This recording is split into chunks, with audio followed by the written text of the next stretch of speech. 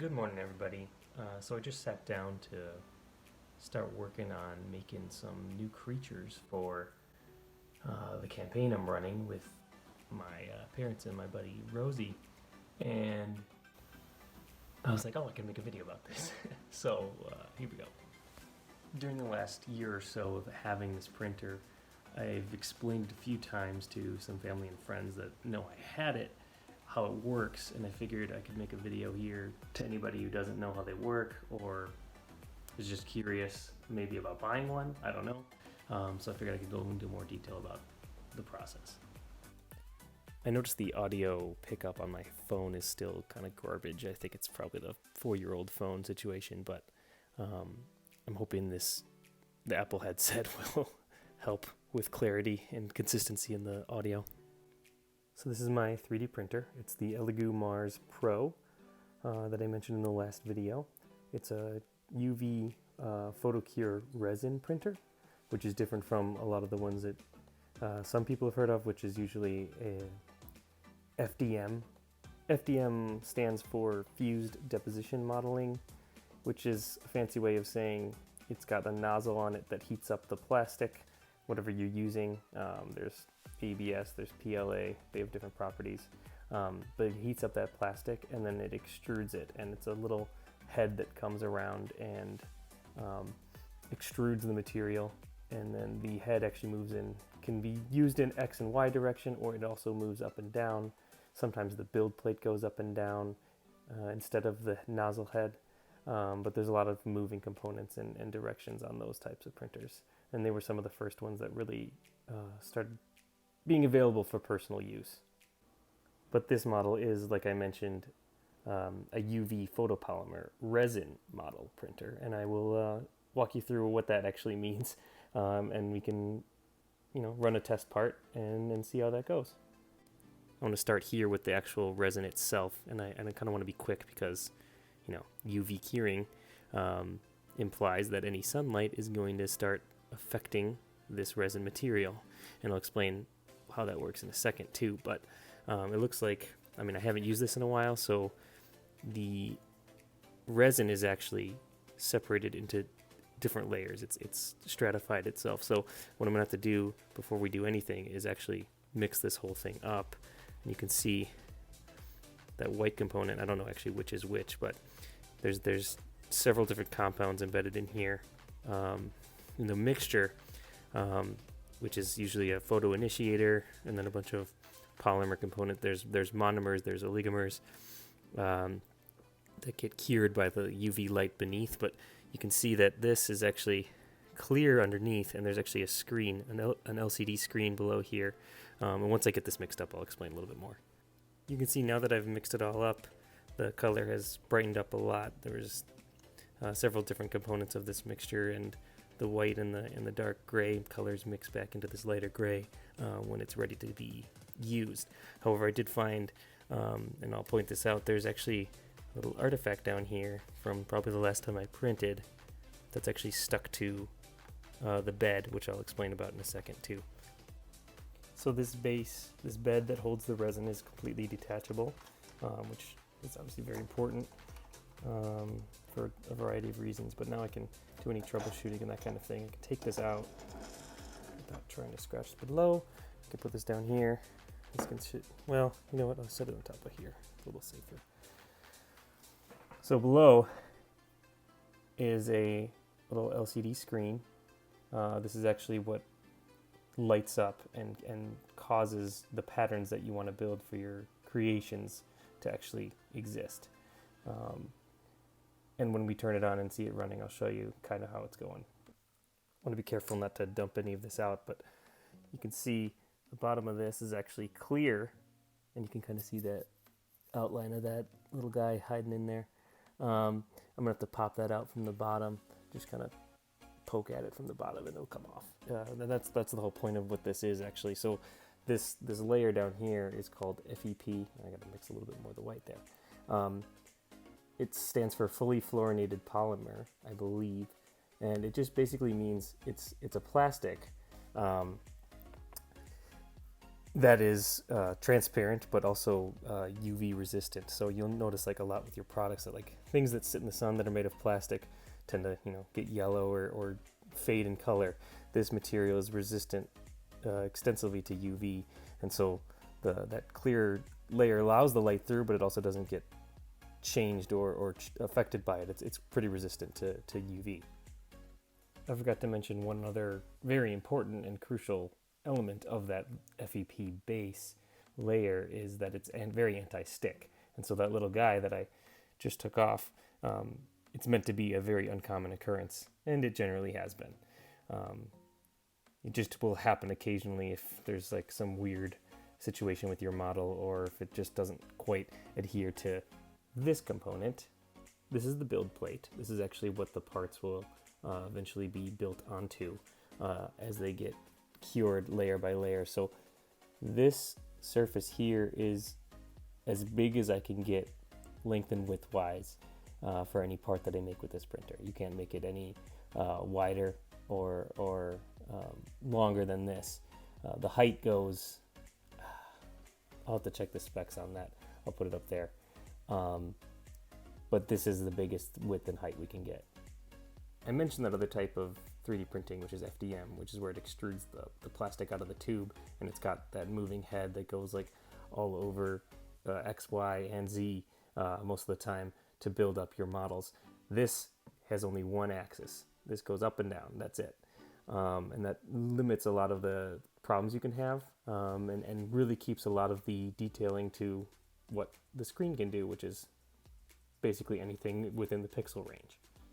I'm really going to need to get this running before I can show you guys any more. Before we do that, I'm going to need what we're actually going to print. So I shouted this guy's page out in the last video. His link was in the description. And I found a lot of the models I've been using for the games on his site here on Shapeways. This Miguel Zavala. You'll notice some of them have listed prices, but for all of these, if you want to just download the file, you can just download the file. This is the cost of him printing it out for you and shipping it to you. You can just download products with the links at the bottom of the page here, and then be able to print them yourself as long as you have a printer that's capable of printing it.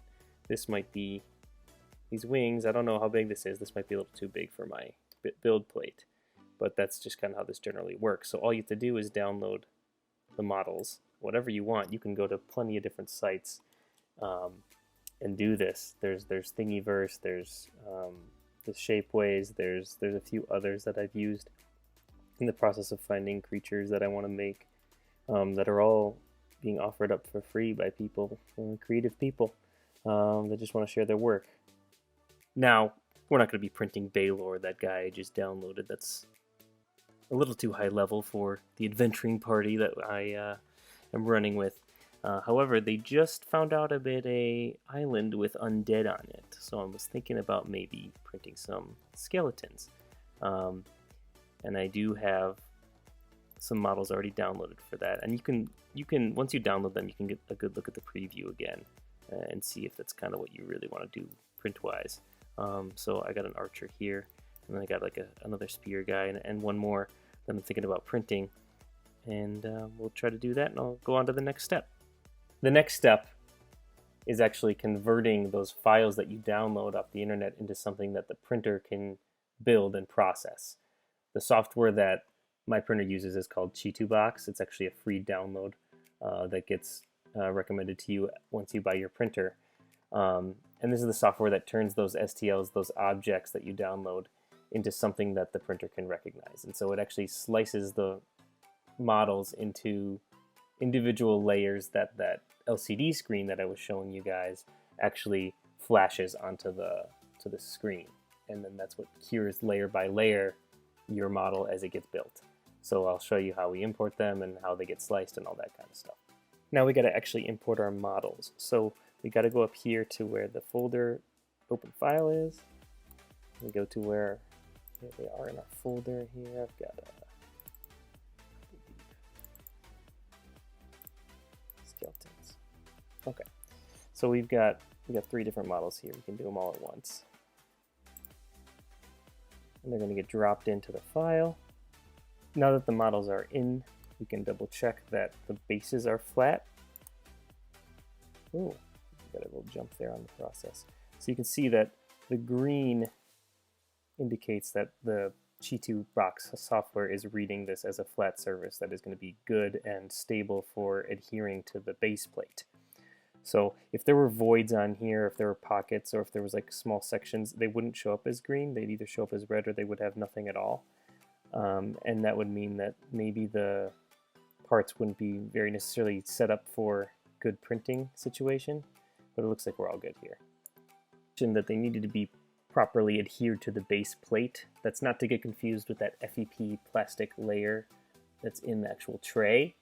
The plate actually builds them upside down, so they go layer by layer from the bottom, but they actually get pulled out of the resin. I jumped again. They get pulled out of the resin in this orientation, so the green layer is actually the first layer, and that's what tries to stick to that base plate, and then it goes layer by layer. So you can imagine if you need to build, I don't know, let's say this spear part here, if it's building from the base plate up to here, there's nothing for this spear to appear from out of nowhere, because when the tray is at this point in time, there's nothing that's going to be attached and floating in space. So this is going to need some support material, and that's the next step. So now let's build the support material. You can generally go with the default support structures that get generated here, but it's going to do some processing of the models here. You can see it loading. It's going to figure out suggested points for building support sticks, support beams, maybe even build a raft. I've already disabled the raft function, so we're going to avoid that. But now it's processed them. You can see these little gray indicators here are suggested points where they think you might need support, a support structure to go that will help you build the actual part you want to get. Now let's actually auto-generate some supports here. I found that with the latest update, it looks like I lost a lot of the default settings that I had, but I usually go with medium. I found that that's the most consistent for me, and I don't have to spend as much time breaking off the support material at the end of the process. So we'll go medium, and then I'm going to start adding. And there's this auto feature where you can just press this and it'll generate them for you. If you do heavier beams, it'll put fewer ones on there, but they're naturally going to be thicker and more prone to breaking off chunks of the model. You're going to lose a little bit of detail with these really fine features, but generally this actually looks pretty good to me. Nothing's too overwhelming or won't be impossible to snap off, so I think we can go ahead and do this. I'm really running these 3 parts as a first shot anyway, so I'm not entirely sure how everything's going to go, so we're kind of going to get a practice run.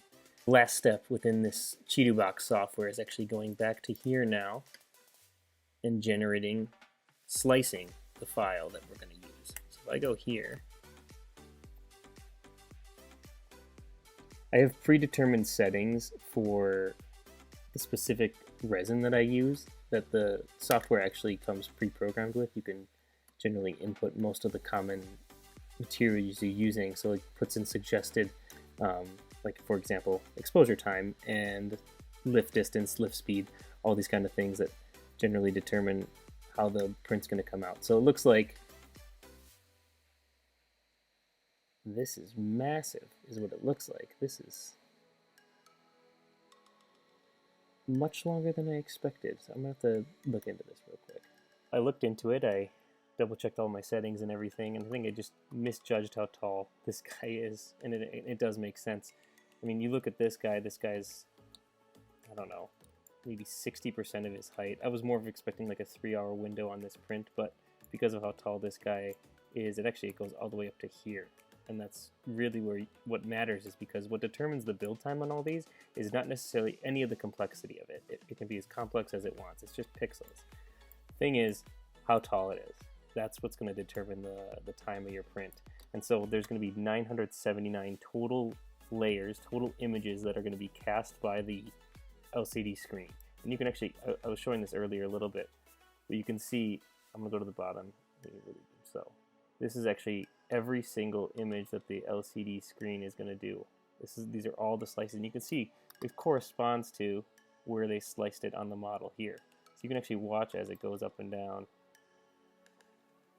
It's a little slow, but it builds like every layer on the way up, and it figures out every layer that it's going to print and cure on the printer. So this is actually going to take quite some time because of how tall it is. I'll have to come back to you guys later when it's done, but I'll show you how it starts at least. We need to save the file as a CBD DLP T2 box slicer file. This is what the printer is going to recognize as layers for the printer to process. So I'll just call this like skeleton test, and we'll save that.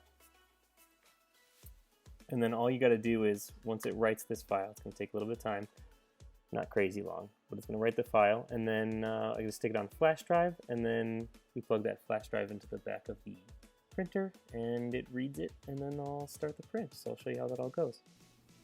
Stick this guy back here, and then like any good process, gotta turn it on. Now we gotta start the print. So if I click on the print option here, it's gonna come up with all the files that are on that flash drive on the back. But the one that comes up right away is the one we want, which is the skeleton test file. So I click that, and then it's really, because I already have all the settings set, it's really as easy as just clicking play. And now this build plate is coming down slowly. You can see, focusing's off.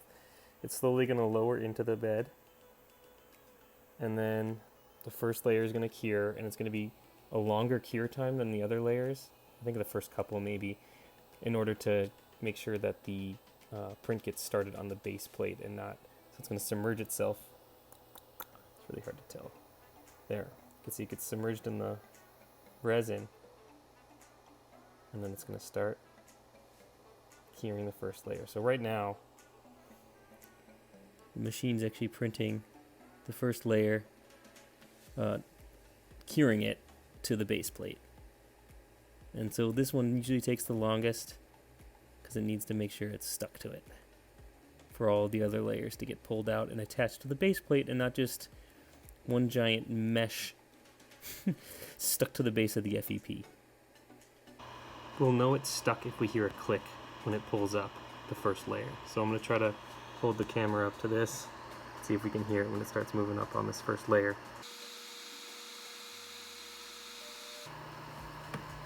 Okay, you heard that little plink? That was the flexible FEP getting pulled up, and then eventually there's that click sound, and that means that the cured layer is actually now stuck to the base plate and not the FEP. Well, most likely. So now she's just going to do her thing for 5.5 hours. And, or I guess 6 now that it's estimated with 978 layers. So, I guess I'll see you guys then. Hey, just checking in, about a third of the way through, 37%. One notable downside of this compared to FDM is, you notice we can't really see any of the progress that is supposed to be made about a third of the way through. All of the build so far is beneath the build plate, so even when it comes up between layers, there, it doesn't come up far enough for us to see what's actually on the plate to make sure that everything's all going okay. こんにちは皆さん。もう一度調べましょう。70% と思っている。見て、3人の骸骨が見える。